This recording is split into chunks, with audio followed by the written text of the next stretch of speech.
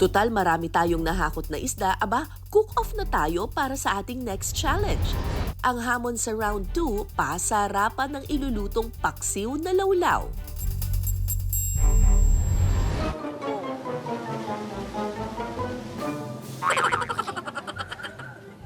Nangungopya.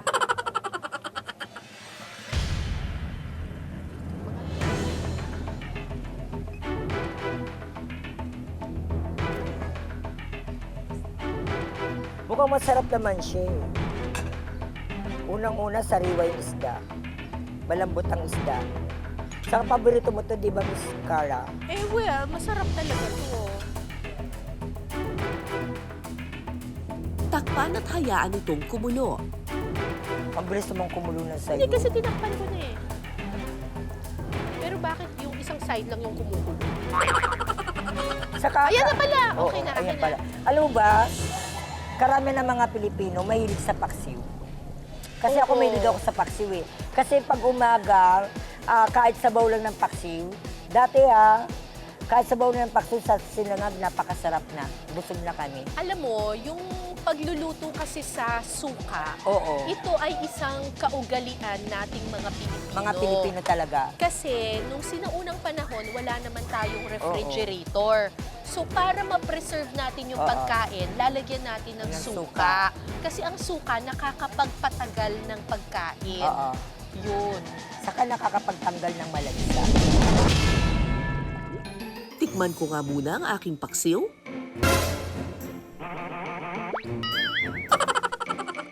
Habang hindi maipinta ang aking mukha sa asim, si Arman busy naman sa kakaimot. Kailangan may halong pagmamahal. Kung gaano mo kamahal ang jowa mo, ganun din sa pagluluto para masarap. Alam mo, kulang sa anghang. Tinikman ko eh. Oo. Hindi mo Lalagyan nilagyan mo. ng palaya? Ngayon ko pala yung lalagyan.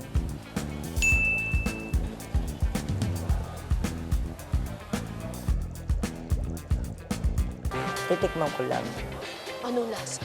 kung ano lang.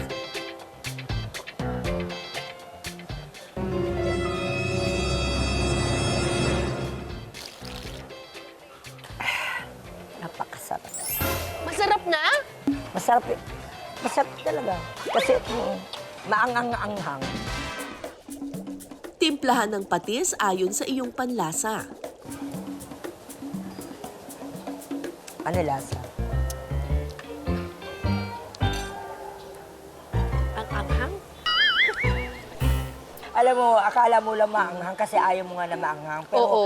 pero kung ibang titikim yan, hindi maanghang Pero hindi yan. ko nalalasahan yung Oo. ampalaya. Ayan, okay na po to. Okay na. Okay na to.